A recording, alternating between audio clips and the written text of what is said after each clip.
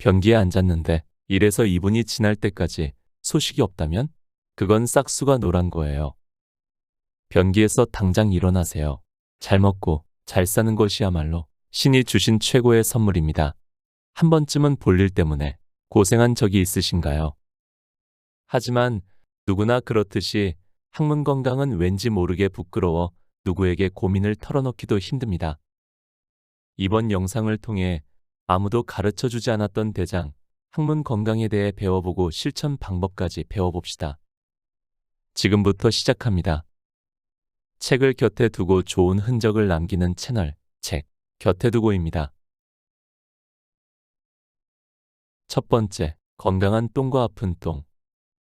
변을 살피면 우리가 먹은 음식은 물론 우리의 건강 상태까지 파악할 수 있습니다. 우리는 모두 건강한 배변을 이루길 바랍니다. 신진대사가 활발히 이루어진다면 누구나 건강한 바나나 똥을 만날 수 있습니다. 하지만 장내 환경에 문제가 발생하거나 질병이 생겼다면 이상한 모양의 심상치 않은 색의 변을 만날 수밖에 없습니다. 그렇다면 신체의 건강함을 나타내는 변의 상태는 무엇일까요? 바나나 모양의 부드럽고 길쭉한 똥입니다. 튜브에 담긴 연고를 힘주어 쭉 짰을 때 나오는 연고의 모양과 비슷해요. 그렇다면 건강적 신호를 알리는 변의 종류에 대해 알아볼까요? 우선 자갈처럼 동글동글한 모양의 자갈똥은 식사량이나 식이섬유가 부족할 때 나오는 형태예요. 체중을 감량하겠다며 식사량을 극단적으로 줄였을 때 혹은 야채 섭취량이 너무 적을 때 발생하니 더 올바른 식단을 구성하는 것이 좋습니다. 5cm 정도 길이의 굵은 덩어리 똥은 수분이 부족하다는 의미이니 수분 섭취에 신경 써야 합니다. 얇은 수제비 모양의 똥은 지금 배변이 필요하지 않은 똥, 다시 말해 내일이나 모레 쌀 똥을 미리 싼 것이라 볼 수 있어요. 필요치 않음에도 변기에 오래 앉아 쥐어짜낸 경우라 할 수 있지요. 이렇게 배변 시간이 길다는 것은 변이감의 원인이 치질이나 암덩어리일 수도 있으니 진찰을 받는 편이 좋습니다. 배변을 하자마자 변이 물에 풀어진다면 변비 치료를 위해 팽창성 소화제를 복용했거나 잘게 자른 섬유소를 먹은 경우일 수도 있습니다. 이는 일시적인 현상이니 걱정할 필요는 없으나 이 상태가 장기간 지속된다면 본인의 건강 상태를 다시 살펴야 합니다. 마지막으로 끝이 뾰족하게 각진 작은 변은 항문 질환을 겪고 있을 가능성이 높습니다. 만성 치열이나 내치액 부종으로 항문 출구가 좁아졌을 때 발생하는 경우이니 자신의 건강 상태를 점검해 봅시다. 두 번째, 똥꼬 의사가 제안하는 333 항문관리법. 333요법은 항문을 건강하게 만드는 가장 효과적인 방법입니다. 평소 꾸준히 따라 해 습관으로 만들면 항문이 건강해지고 잔변감과 가짜 변이감을 줄일 수 있습니다. 신호가 왔음에도 화장실에 제대로 가지 못할 때 333요법을 실시해 보세요. 만약 이때 변이감이 금세 사라진다면 이는 가짜 변비입니다. 다만 333요법을 시행하였음에도 잔변감과 변이감 등이 줄어들지 않고 여전히 화장실을 시원하게 다녀오지 못한다면 전문의의 진찰이 필요합니다. 3분 이내 똥 싸기. 직장에 변이 있는 경우 1에서 2분 안에 변을 시원하게 보는 것이 정상입니다. 3분 안에 똥을 싸지 못한다면 직장에 변이 없다는 의미이므로 미련 없이 일어섭니다. 3분 좌욕하기. 섭씨 38도, 섭씨 40도 정도의 따뜻한 물에 항문을 충분히 담급니다. 그러면 항문 괄약근이 이완되고 혈액순환이 원활해져 치액 부종이 감소되며 항문 불편감과 가려움증 등의 증상이 줄어들어요. 변비와 치질 등의 증상 완화에도 탁월합니다. 단 반드시 좌변기 위에서 시행하세요. 30분 침대 위에 엎드리기. 가슴과 배, 무릎이 침대에 닿도록 엎드려 몸을 이완시킵니다. 평소 앉아있는 자세는 항문으로 피가 몰리는 자세이지만 엎드려 있으면 엉덩이가 높은 상태가 되어 항문의 부기가 빠지고 변이감이 사라집니다. 세 번째, 색이 보내는 위험신호.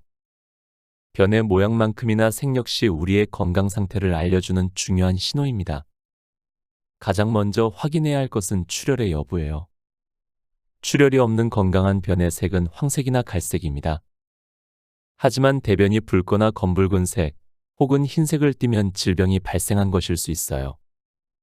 물론 무엇을 먹었는지에 따라 대변 색상의 변화가 일시적으로 발생할 수는 있습니다. 하지만 밝은 붉은색의 변을 보았다면 치질 같은 항문 질환을 의심해 봐야 합니다. 더 큰 문제는 검붉은색 변입니다. 이는 식도 위 십이지장 소장 등 상부 위장관에 출혈이 생겼다는 신호예요. 심할 경우 위궤양, 위암, 출혈성 대장염, 궤양성 대장염, 직장암이 있는지도 확인해 봐야 합니다. 만약 변의 색이 하얗다면 담도폐쇄증일 가능성이 높습니다.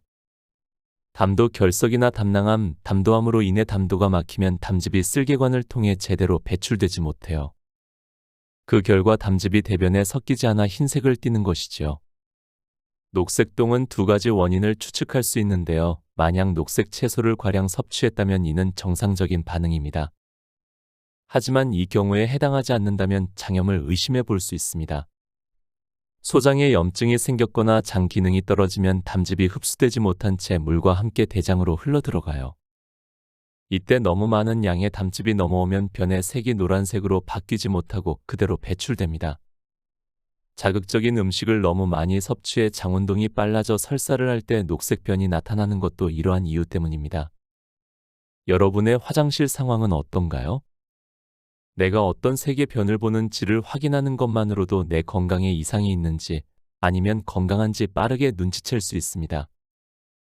네 번째, 쾌변을 부르는 바른 배변 자세 익히기. 알고 있나요? 배변이 술술 이루어지는 자세는 따로 있습니다. 많은 사람이 변기 위에 앉을 때 몸을 꼿꼿이 세우는데 이 자세는 오히려 배변 활동을 방해합니다.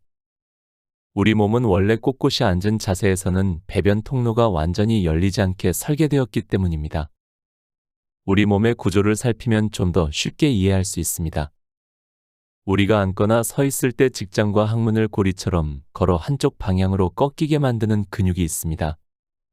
바로 치골직장근입니다. 이 근육이 직장을 세게 당기는가, 느슨하게 풀어주는가에 따라 각도가 달라지는데 이 각을 항문직장각이라고 해요. 평상시에는 치골직장근이 직장을 당기고 있어 직장과 항문의 각이 90도 이하를 이룹니다. 그 덕에 대변이 흘러나오는 걸 막을 수 있지요. 반대로 치골직장근이 느슨해지면 꺾임이 사라지면서 직장과 항문이 이루는 각이 120도까지 펴집니다. 즉 배변 통로가 일직선이 되어 스키를 타고 거침없이 내려오듯 대변이 한 번에 말끔히 배출될 수 있어요. 치약과 같다고 생각하면 더 이해하기 쉬워요. 꺾어진 치약과 쫙 펴진 치약 둘 중에 어떤 치약이 더 잘 나올까요? 생각할 것도 없이 쫙 펴진 치약입니다. 우리의 화장실 상황도 마찬가지입니다. 각도가 중요합니다. 자, 이제 앞서 말한 각도를 염두에 두고 변이 미끄러지듯 잘 나오는 자세를 설명하겠습니다. 이대로만 따라하면 직장이 상쾌하게 비워지는 느낌을 경험하게 될 거예요. 방법은 간단합니다. 변기에 앉아 두 다리를 45도로 벌리고 양쪽 팔꿈치를 양쪽 무릎 끝에 대세요. 그러면 자연스레 허리가 숙여집니다. 그 상태에서 배꼽을 앞으로 내밀면 골반이 벌어지고 회음부 하강이 이루어져요. 이때 상체에 안정감을 주기 위해 양손은 깍지를 끼고 일어설 때 어지럽지 않도록 고개는 들고 있습니다. 바로 이 자세가 항문직장각이 일자로 펼쳐지는 일명 쾌변을 부르는 자세입니다. 이때 발 아래 발 받침대를 대는 것이 쾌변에 더 도움이 된다고 생각하는 사람도 있습니다. 그러나 앞서 설명한 자세로도 이미 충분할 뿐만 아니라 발 받침을 활용할 경우 오히려 옛날처럼 쪼그려 앉는 불편한 자세에 가까워지므로 굳이 사용할 필요는 없으니 참고하세요. 다섯 번째, 진짜 변비와 가짜 변비를 구별하라. 변비는 직장에 변이 있음에도 배변을 하지 못하는 진짜 변비와 직장에 변이 없는데 변이감만 느끼는 가짜 변비로 구분됩니다. 직장으로 대변이 넘어오고 그 압력에 의해 똥 마려 신경이 자극받으면 우리는 바로 그때 화장실에 가고 싶다는 생각을 합니다. 이런 경우 화장실에 가서 변기에 앉자마자 15초 이내에 볼일을 볼 수 있어요. 직장에 대변이 있다면 15초 이내에 배변이 시작되어 1에서 2분 안에 모두 끝내는 것이 정상입니다.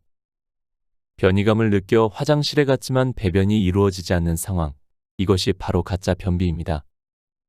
직장에 변이 없음에도 변이감을 느끼는 경우이지요. 이 경우는 대변이 아닌 다른 무언가가 똥 마려 신경에 자극을 준 상황입니다. 내치액 덩어리가 부어올랐거나 암덩어리가 그곳에 위치하며 신경을 자극하거나 항문을 조이는 괄약근의 힘이 약해져 장점막이 밀려나온 상황일 수도 있어요. 이런 증상을 겪을 때 계속 변기에 앉아 힘을 쓰면 증상이 더욱 악화되고 괄약근의 기능도 약해지지요. 변기에 앉은 뒤 1에서 2분이 지났음에도 아무런 신호가 없다면 진짜 화장실에 가야 할 타이밍이 아닌 다른 원인에 의한 변이감 때문일 수 있으니 반드시 주의해 주세요. 6번째, 건강한 장으로 거듭나게 하는 8가지 식재료. 지금부터는 장이 힘을 발휘하도록 돕고 면역력까지 높여주는 음식을 알아보겠습니다. 평소 식단에 지금 소개하는 식재료를 포함해 보다 건강한 장을 만들 수 있도록 합시다. 현미. 왕겨만 벗겨낸 상태로 도정을 하지 않아 식이섬유가 매우 풍부한 곡물입니다.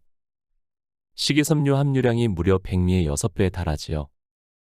단 소화가 잘 되지 않으면 변비를 일으킬 수 있으므로 반드시 꼭꼭 씹어 먹어야 합니다. 키위. 수용성 식이섬유와 불용성 식이섬유 모두 풍부하게 함유하고 있어 변비 해소에 효과적입니다. 또 유익균은 늘리고 유해균을 줄여주는 큐틴이 많아 장내 환경을 개선하는 데 도움을 줍니다. 바나나. 장운동을 활발하게 해주는 식이섬유와 변을 부드럽게 만드는 마그네슘이 풍부합니다. 이외에 칼륨, 비타민 B, 엽산 등의 성분도 가득합니다. 사과. 식이섬유인 팩틴이 풍부해 장내 묵은 변을 제거하는 데 효과적입니다. 해독작용도 뛰어나 장 속의 유해물질을 체외로 빠르게 배출합니다. 아침 공복 상태에서 껍질까지 섭취하는 게 쾌변하는 데 좋습니다. 당근. 식이섬유가 풍부하게 들어있어 변비 해소에 탁월합니다. 비피더스균을 활성화시키는 성분도 함유해 꾸준히 먹으면 묵은 변 제거에 효과적일 수 있습니다. 버섯. 식이섬유가 풍부한 대표적인 식품이며 면역 증강 영양소가 풍부합니다. 불용성 식이섬유가 들어있어 변비 증상을 개선하는 데 도움이 되며 장내 세균의 균형도 조절해 줍니다. 고구마. 변비 해소에 효과적이고 콜레스테롤 수치를 낮추는 데 도움되는 식이섬유가 풍부합니다. 칼륨도 많이 함유하고 있어 혈관 건강에 좋아요. 된장. 식이섬유와 유산균을 많이 함유하고 있어 변비를 개선해주며 몸속의 독소를 제거하는 데 도움이 됩니다. 항암, 항균 작용이 뛰어난 키토올리고당도 풍부한 대표적인 발효식품입니다. 7번째, 식후에 마시는 물이 소화를 돕는다. 물을 자주 마시라 권유하지만 반대로 물을 마시는 것이 건강에 좋지 않다고 여겨질 때도 있습니다. 밥과 함께 물을 마시거나 밥 먹은 직후에 바로 물을 마실 때예요. 식사 도중이나 직후 곧바로 물을 많이 마시면 소화 효소가 희석되어 소화 기능이 떨어진다는 주장이지요. 하지만 이는 잘못된 오해입니다. 이 주장을 뒷받침하는 과학적 근거는 없어요. 오히려 식사 후 따뜻한 물을 마시면 소화 효소가 음식물에 더욱 잘 달라붙어 소화가 더 잘 될 수 있어요. 지금부터는 그 원리에 대해 자세히 설명해 보겠습니다. 음식물과 함께 공기가 입으로 들어가면 음식물 사이사이 빈 공간에 공기가 채워집니다. 그런데 이 상황에서는 소화 효소가 음식물 사이 공간을 파고들기 힘들어요. 이때 물을 한 컵 마시면 음식물 사이 공기로 채워져 있던 빈 공간에 물이 채워지면서 소화 효소가 그 사이 공간에 물과 함께 스며들 수 있습니다. 그 덕에 탄수화물, 단백질, 지방을 분해하는 효소가 각자의 역할을 보다 충실히 해내 소화 작업이 착착 이루어지지요. 만약 물을 마시지 않아 음식물 사이에 공기가 가득한 채로 장에 내려가면 어떻게 될까요? 음식물에 소화 효소가 접촉하지 못하고 그렇기에 소화되지 않은 상태 그대로 부글거리며 대장으로 넘어갑니다. 미처 소화되지 못한 음식물은 장에 오랜 시간 머물며 부패하기 시작하고 독소와 노폐물로 변해 우리 신체를 공격하는 활동을 시작합니다. 식사 후에 물을 마셔도 소화에는 문제가 없고 물을 마셨을 때 소화가 더 잘 된다면 얼마든지 마셔도 좋습니다. 곁에 두고의 짧은 생각. 사람들은 대개 건강을 위해서 라면 몸에 좋은 음식을 찾아 챙겨 먹는 노력을 마다하지 않습니다.